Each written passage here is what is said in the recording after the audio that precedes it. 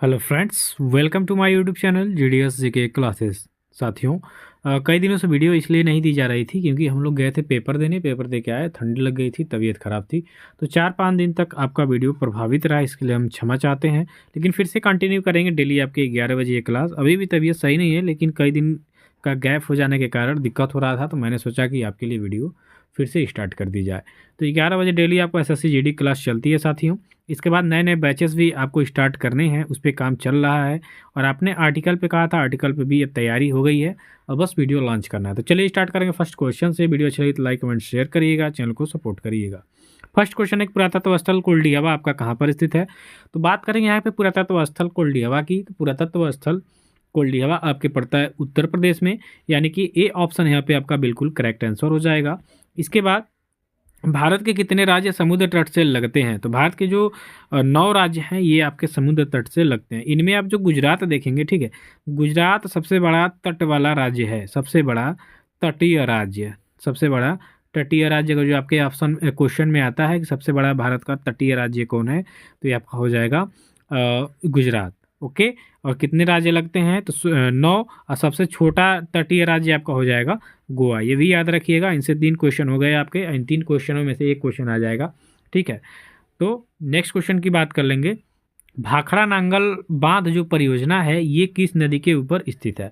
तो यहाँ पे भाखड़ा नांगल बांध परियोजना की बात कर लेंगे। तो भाखड़ा नांगल बांध जो परियोजना है साथियों, ये आपके सतलज नदी के ऊपर स्थित है।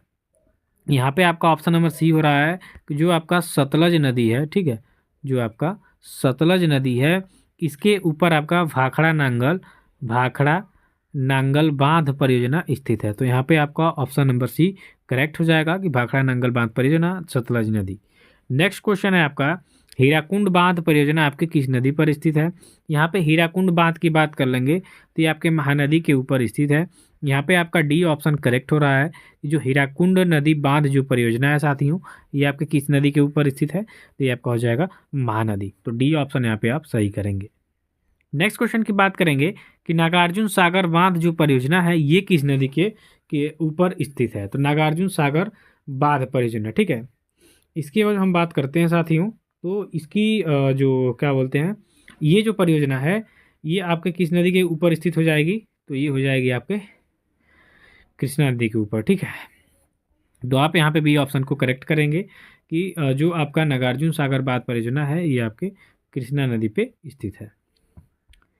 नेक्स्ट है आपका, आगरा शहर किस नदी के किनारे पे स्थित है? इसका इंपॉर्टेंट करेगा क्योंकि प्रमुख, मैंने इस पर ऑलरेडी एक क्वेश्चन बनाया, प्रमुख शहर और स्थित नदियों के किनारे शहर स्थित है, ठीक है। तो ये भी हो जाएगा, इम्पॉर्टेंट भी है, और ये आपको हो जाएगा यमुना नदी। देखिए जो आगरा शहर है यहीं पे आपका ताजमहल भी स्थित है, ठीक है। अकबर के समय में ये राजधानी भी हुआ करता था। आगरा की बात कर लेंगे तो आगरा की स्थापना सिकंदर लोदी के द्वारा, याद रखिएगा, सिकंदर लोदी ने 1503 से 4 के बीच में इसको कराया था, ठीक। यहाँ पे सी ऑप्शन हो जाएगा। इसके बाद है आपका, दिल्ली किस नदी के किनारे पर स्थित है? अब दिल्ली की बात कर लेंगे साथियों, तो दिल्ली आपके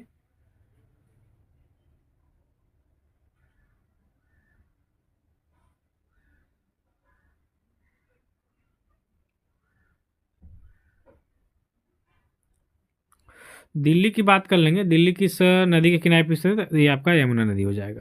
डी ऑप्शन यहाँ पे आपका बिल्कुल करेक्ट आंसर हो जाएगा। क्या? तो ये हो जाएगा आपका दिल्ली, यमुना नदी। नेक्स्ट हो जाएगा, अयोध्या किस नदी के किनारे पर स्थित है साथियों? तो अयोध्या की अगर हम बात करते हैं तो अयोध्या कहाँ पे हो जाएगा आपका? ये आपका सरयू नदी पे। अयोध्या इसलिए हाईलाइटेड हो जाएगा क्योंकि यहाँ पे बहुत तेज़ी से पर्यटक विकास भी हुआ है और राम मंदिर भी बना है, तो यहाँ आपका इसलिए फेमस रहेगा क्या? तो आपका अयोध्या। तो अयोध्या किस नदी के किनारे पे स्थित है? तो अयोध्या की बात कर लेंगे तो ये वो आपका हो जाएगा सरयू नदी के किनारे पे, ठीक है। नेक्स्ट क्वेश्चन है, उज्जैन किस नदी के किनारे पर स्थित है? उज्जैन की बात कर लेंगे तो उज्जैन महाकाल का मंदिर है, सभी लोग जानते हैं, ठीक है। तो मध्य प्रदेश में पड़ता है और ये आपके शिप्रा नदी के किनारे पे स्थित है। तो यहाँ पे आप सी ऑप्शन करेक्ट करेंगे।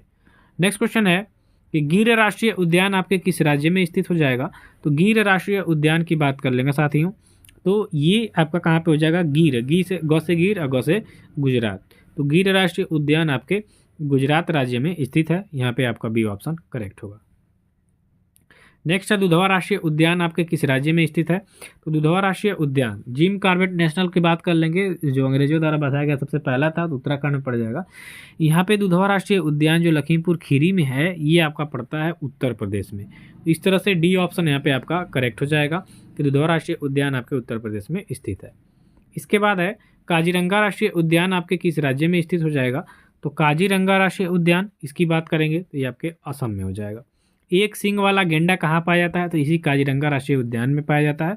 आप इस चीज़ को भी ध्यान में रखते हुए चलेंगे कि काजीरंगा राष्ट्रीय उद्यान आपके असम में पड़ता है और इस काजीरंगा राष्ट्रीय उद्यान में एक सींग वाला गेंडा भी पाया जाता है। तो आप यहाँ पे डी ऑप्शन करेक्ट करिए। नेक्स्ट है बांग्लादेश की राजधानी आपका कहाँ पर स्थित है? देखिए इजी क्वेश्चन है, लेकिन एग्जाम में आएंगे तो जल्दी इजी नहीं होते हैं, सब कठिन ही लगता है। ठीक है, तो इजी मत समझिएगा। तो बांग्लादेश की राजधानी आपका ढाका हो जाएगा। ठीक है, तो यहाँ पे आपका सी ऑप्शन करेक्ट होगा।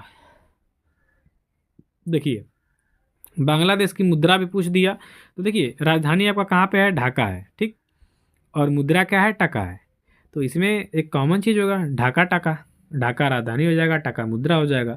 तो बांग्लादेश की मुद्रा का क्या नाम हो जाएगा? टका। और बांग्लादेश की जो राजधानी है वो आपका हो जाएगा ढाका। ऑप्शन नंबर यहाँ पे आपका सी हो जाएगा, टका बांग्लादेश की मुद्रा का नाम। नेक्स्ट है लेबनान की मुद्रा का नाम आपको यहाँ पे बताना है। तो लेबनान का लेबनानी पाउंड चलता है, लेबनान में लेबनानी पाउंड चलता है। तो यहाँ पे आपका बी ऑप्शन करेक्ट हो जाएगा। ठीक है, चलिए अगले क्वेश्चन की तरफ चलेंगे। तो अगला क्वेश्चन है आपका लीरा किस देश की मुद्रा का नाम है? अब लीरा यहाँ पे कह रहा है, तो लीरा हो जाएगा आपके तुर्की का। ठीक है, अंकारा लीरा, अंकारा राजधानी और लीरा मुद्रा हो जाएगी। तो यहाँ पे आपका हो जाएगा बी तुर्की। नेक्स्ट है 2011 की जनगणना के अनुसार सबसे कम साक्षरता दर वाला राज्य यहाँ पे पूछ रहा है। तो ये आपका बिहार हो जाएगा, 60-62 में है कि नहीं? तो बिहार यहाँ पे ऑप्शन नंबर ए आपका करेक्ट हो जाएगा। इसके बाद है जनगणना 2011 के अनुसार किस राज्य में साक्षरता दर सर्वाधिक हो जाएगी? तो आपका केरल है। यहाँ पे 95 से अधिक परसेंटेज है आपका साक्षरता का, पढ़े लिखे लोगों का। तो यहाँ पे ए ऑप्शन करेक्ट होगा। 2011 के जनगणना में सबसे कम जनसंख्या घनत्व दर्ज किया गया है किसी स्टेट में? तो ये आपका हो जाएगा अरुणाचल प्रदेश में। जनसंख्या घनत्व अर्थात प्रति वर्ग किलोमीटर में रहने वाले लोगों की संख्या जनसंख्या घनत्व कहलाती है। तो 2011 की जनगणना में सबसे कम जनसंख्या आपका अरुणाचल प्रदेश, यहाँ पे आप देखेंगे तो 17 व्यक्ति पर इस वर्ग किलोमीटर में है, ये बहुत ही कम है। जनगणना 2011 के अनुसार सबसे कम लिंगानुपात वाला राज्य आपको बताना है। तो सबसे कम लिंगानुपात यानी हो जाएगा हरियाणा का। यहाँ पे 800 की 600 कुछ है लिंगानुपात, यानी प्रति पुरुषों महिलाओं की जो संख्या होती है लिंगानुपात कहलाती है। इसके बाद है आपके नेक्स्ट क्वेश्चन में कि कौन सा शहर दक्षिण भारत का मैनचेस्टर के नाम से जाना जाता है? दक्षिण भारत का मैनचेस्टर कहा जाता है कोयम्बटूर को। तो इस तरह से इस क्वेश्चन का राइट आंसर आपका सी हो जाएगा। अगले क्वेश्चन में कह रहा है कि कौन सा शहर भारत के मैनचेस्टर के नाम से जाना जाता है? देखिए दक्षिण भारत का मैनचेस्टर और पूरे भारत का मैनचेस्टर, इसमें अंतर है। तो पूरे भारत का मैनचेस्टर आपका कहा जाता है अहमदाबाद को, और सिर्फ दक्षिण भारत का मैनचेस्टर कहा जाता है कोयम्बटूर को। तो आप यहाँ पे सी ऑप्शन करिएगा, इससे पहले वाले में कोयम्बटूर था। इसके बाद आपका नेक्स्ट क्वेश्चन में क्या है कि कौन सा शहर उत्तर भारत के मैनचेस्टर के नाम से है? 3 गो है, एक दक्षिण का हो जाएगा, एक उत्तर का हो जाएगा। दक्षिण में कौन है? आपका कोयम्बटूर है। उत्तर में आपका हो जाएगा कानपुर। ठीक है, और पूरे भारत का क्या हो जाएगा? आपका अहमदाबाद। तो इन तीनों को याद रखिएगा, इन तीनों से क्वेश्चन बनते हैं। तो यहाँ पे आपका राइट आंसर डी हो जाएगा कि कौन सा शहर उत्तर भारत के मैनचेस्टर के रूप में जाना जाता है? तो ये आपका हो जाएगा कानपुर, उत्तर प्रदेश का एक क्षेत्र है। काली मिट्टी किस फसल के लिए सर्वाधिक उपयोग होती है? तो ये कपास के लिए होती है। काली मिट्टी में आप गन्ना, कपास काफ़ी ज़्यादा मात्रा में उगा सकते हैं और उपजाऊ भी होती है। तो डी ऑप्शन करेक्ट हो जाएगा। इसके बाद है विश्व का एकमात्र बसा हुआ महाद्वीप जो दक्षिणी गोलार्ध में स्थित है। तो दक्षिणी गोलार्ध में ये आपका पड़ता है कौन? तो ऑस्ट्रेलिया हो जाएगा। ऑप्शन नंबर ए इसका करेक्ट हो जाएगा। नेक्स्ट है किस वर्ष में भारत के संविधान में नागरिकों के मौलिक कर्तव्य को जोड़ा गया? तो 1976 यानी 1976 में ये जोड़ा गया था। ए ऑप्शन करेक्ट हो जाएगा। इसके बाद है भारत के संविधान का निम्न में कौन सा अनुच्छेद भारत के नियंत्रक और महालेखा परीक्षक के कर्तव्य और शक्तियों से संबंधित है? तो इसका राइट आंसर हो जाएगा आपका आर्टिकल 149 यानी अनुच्छेद 149 में भारत का जो नियंत्रक और महालेखा परीक्षक होते हैं, इनके कर्तव्य और शक्तियों का प्रावधान दिया गया है।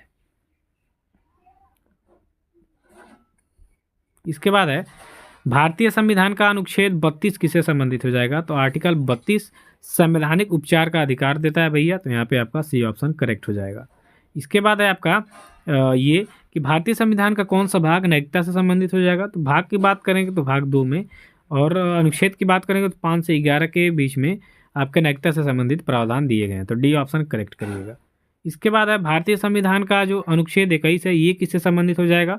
तो भारतीय संविधान का अनुच्छेद 21 की बात कर लेंगे तो ये जीवन जीने का अधिकार देता है भैया, यानी कि ऑप्शन नंबर ए इसका करेक्ट आंसर हो जाएगा।